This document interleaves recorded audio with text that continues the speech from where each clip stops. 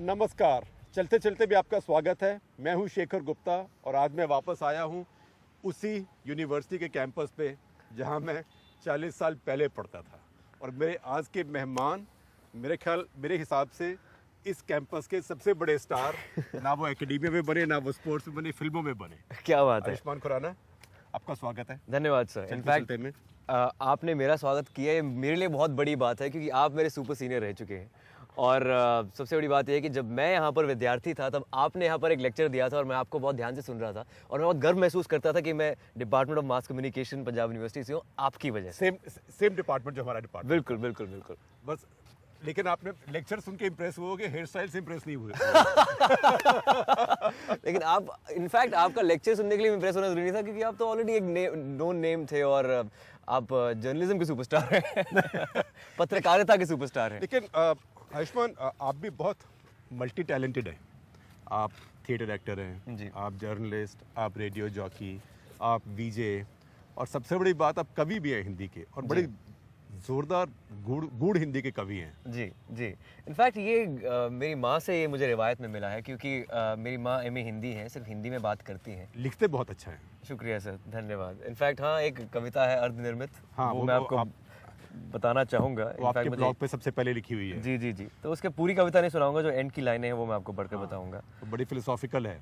Ji of course. Towards the end मैं end वाली बताऊंगा। हमारी अर्धनिर्मित सी कहानी है, अर्धनिर्मित हमारे युवाओं की जवानी है। हम रोज़ एक अर्धनिर्मित शैया पर लेटे हुए एक अर्धनिर्मित सा सपना देखते हैं। उस सपने में हम अपनी अर्धनिर्मित आकांक्षाओं को आसमानों में फेंकते हैं। आसमां को भी आकांक्षाओं को समेटकर अर्धनिर्मित होने का एहसास होता होगा क्योंकि ये आकांक्षाएं हमारी नहीं, आसमां की है। बिल्कुल वैसे ही ये अर्धनिर्मित गाथा तुम्हारी है और आयुष्मान की है। क्या बात है। तो अभी आपकी गाथा अर्धनिर्मित है जी। तो पहली आधी कैसे आपने बनाई? आई थिंक अर्धनिर्मित होने में भी एक मज़ा होता है जिसे हम इम्परफेक्शन बोलते हैं, और इम्परफेक्शन में मुझे लगता है परफेक्शन होती है। ये शुरुआत बचपन से ही हुई थी। पहली बार मैं अपनी दादी को देखा था, वो नकल उतारती थी देव साहब, राज कपूर और दिलीप कुमार साहब की। मैंने कभी भी इतनी वृद्ध औरत को, इतनी एजेड औरत को मिमिक्री करते हुए नहीं देखा था। और कितनी ठीक थी वो, कितनी सटीक थी। उनकी शक्ल ही वैसी दिलीप कुमार साहब बन जाती थी जैसी बन जाती थी, या फिर देव साहब की तरह वो करने लगती थी। मैं हैरान होता था कि मैंने आज तक किसी औरत को छोड़ो, किसी बड़ी औरत को इतना नहीं देखा था। सो मेरी ट्रेनिंग वहाँ से शुरू हो गई थी। मेरी जीन्स के अंदर ही वही था, वो शब्द भी गाती थी गुरुद्वारे में। ट्रू आर्टिस्ट थी एक्चुअली। जीन्स और डीएनए की बात तो आप कर सकते हैं। जी बिल्कुल कर सकते हैं। Donor of course. और ये हिंदी आपने अपनी मदर से सीखी, अपनी माँ से सीखी? जी, हिंदी माँ से सीखी। और पत्रकारिता पढ़ने क्यों आए यहाँ पे? वो ऐसा था कि मैं एक प्योरिस्ट थिएटर वाला नहीं बनना चाहता था। हम यहाँ पे पत्रकारिता का डिपार्टमेंट उधर है और हिंदी का यहाँ पे है। हाँ, वो पहले आप जहाँ पढ़े, हम भी पढ़े, तब यही था पत्रकारिता। तब यहीं पर एक साथ ही था। में, हाँ। और वो इसलिए हुआ कि मुझे ऐसा लगता था कि जब आप थिएटर करते हैं तो आप इतने प्योरिस्ट बन जाते हैं कि आप कभी कभी शायद एक कमर्शियल हिंदी सिनेमा को आप दुत्कारने लगते हैं। हाँ। मैं वो नहीं करना चाहता था। जजमेंटल हो जाते हैं। तो मुझे हिंदी सिनेमा से बहुत प्यार है, बचपन से बहुत फिल्मी हूँ मैं। वो आपको दम लगा के एशिया में नजर आएगा कि 90 के दशक की वो फिल्म है। तो वो मैं नहीं करना चाहता था। ऊपर से एक याद करा दो, मेरे से 30 साल जूनियर थे। 90 का 90 में बच्चे थे। ऐसा नहीं है सर। इनफैक्ट मैं कहना चाहता था 90 के दशक में मेरे 2 बच्चे स्कूल जा रहे थे। मैं एक्चुअली जर्नलिज्म डिपार्टमेंट 2006 में मैंने पास आउट किया था। तो मैं ये बोल रहा था कि आई थिंक अगर आप पत्रकारिता करते हैं तो आपकी एक पर्सनालिटी वेल राउंडेड हो जाती है, तो आप थोड़ा बहुत और सीख लेते हैं। मैं हमेशा से ये कहता था कि मुंबई में हुनर की कमी नहीं है, बल्कि एक इंटेलिजेंट टैलेंट की कमी है। और वो मैंने शाहरुख खान से भी सीखा था। मैं उनका बहुत बड़ा फ़ैन था क्योंकि उन्होंने जामिया से पत्रकारिता की थी। मैंने सुना कि मैं सोचा कि पंजाब यूनिवर्सिटी से कर लेता हूँ क्योंकि मैं यहाँ पर थिएटर कर रहा था, काफ़ी थिएटर ग्रुप्स यहाँ फॉर्म किए थे, तो इसलिए जर्नलिज्म किया मैंने यहाँ पर। शाहरुख खान से मिले, कभी बताई उनको ये बात आपने? उनको इनफैक्ट मैंने एक बुक लिखी है, क्रैकिंग द कोड। उसमें मैंने एक मेंशन किया है, जब पहली बार मैं शाहरुख खान का इंटरव्यू लेने गया था, उनका इंटरव्यू ले नहीं पाया था। बस उनको देखता ही रह गया था, उनका बहुत बड़ा फ़ैन था। पर हाँ, उनको मैंने बताया है, उनको फ़ैन की जो शूट उनकी आजकल चल रही है, मनीष शर्मा उनके डायरेक्टर हैं। वो मनीष शर्मा हमारे फिल्म के प्रोड्यूसर थे। तो मैं उनसे अक्सर मिलता रहता था, और यशराज फिल्म्स मुझे मैनेज करते हैं, तो शाहरुख यशराज में आते रहते हैं, तो उनसे काफ़ी बार मिलता रहता हूँ। अब तो काफ़ी घनिष्ठता है। लेकिन अच्छा लगता है उनसे मिलकर। तो इस पोइट्री से ही आपने गाने लिखना शुरू किया? गाने लिखना, गाने गाना, कंपोज करना? जब मैं स्कूल और कॉलेज में था तब मेरे पास दो चॉइसेस थी, म्यूजिक डिपार्टमें या फिर थिएटर डिपार्टमेंट। तो मैंने थिएटर डिपार्टमेंट का चयन किया अपने कॉलेज में। मुझे लगा कि थिएटर में म्यूजिक तो आता ही है। नहीं, ऐसा नहीं था। मैं हमेशा सोचा कि अभिनय मेरे ज़्यादा करीब था संगीत से ज़्यादा। और मुझे ऐसा लगा कि जब हम थिएटर करते थे तब हम संगीत भी खुद ही देते थे, गाने भी खुद लिखते थे, स्क्रिप्ट भी खुद लिखते थे, तो एक होलसम एक्सपीरियंस होता था। वो कंप्लीट अनुभव होता था थिएटर का, उसमें म्यूज़िक भी आ जाता था। तो आई थिंक वो बहुत ज़रूरी था, उससे मुझे बहुत फ़ायदा हुआ।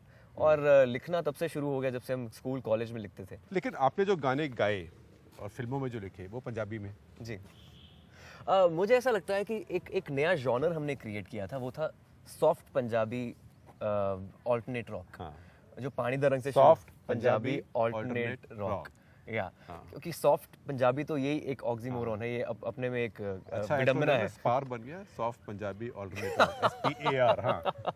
तो हाँ, वो हमने शुरुआत की थी पानी दा रंग के साथ। और स्पारिंग आल्सो कम्स इजी, पंजाबियों के लिए अच्छा है। वो तो है ही, वो तो अग्रेसिव तो होते ही हैं वो तो। लेकिन हमारी इसमें मैंने ये सोचा कि अगर मैं पंजाब से बिलोंग करता हूँ तो ये एक बहुत ही यूनिक टच होगा।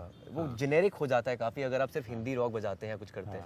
तो एक नया सुर मिला था पंजाबी म्यूज़िक को। पंजाबी म्यूज़िक थोड़ा कूल बन गया था। हाँ। तो वो बहुत ज़रूरी था मुझे लगता है, और वो एक जॉनर हमने क्रिएट किया और था। पंजाबी गाने वाले भी बहुत आ गए। एग्जैक्टली इनफैक्ट हिंदी में गाने वाले भी हिट हो गए। या हिंदी में गाने वाले हिट है। और मुझे ऐसा लगता है पंजाबी कि एक जो होता है नॉन फिल्मी म्यूजिक, हाँ। वो भी आजकल काफ़ी चल रहा है। वो जैसे मिट्टी दी खुशबू, जब मैंने एक सिंगल रिलीज किया था, वो नंबर 1 था iTunes में। I think Honey Singh non फिल्मी म्यूजिक करते हैं, फिर मैं करता हूँ आउट ऑफ द एक्टर्स।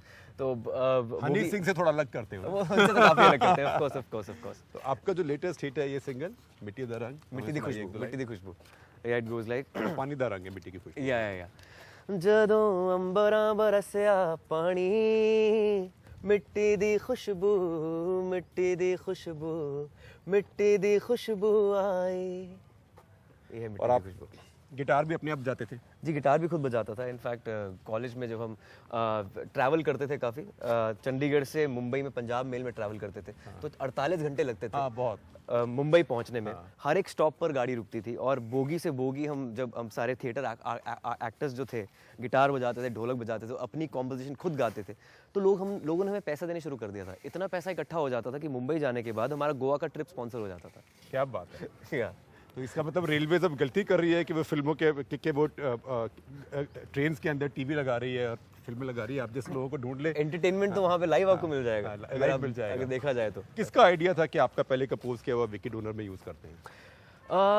मौके काफ़ी मिले थे। जब मैं टेलीविज़न कर रहा था, गाने के भी मौके मिले थे, तो मुझे लगा कि हर एक चीज़ की एक अपॉर्चुनिटी अगर सही समय पे की जाए तो बेहतर रहता है।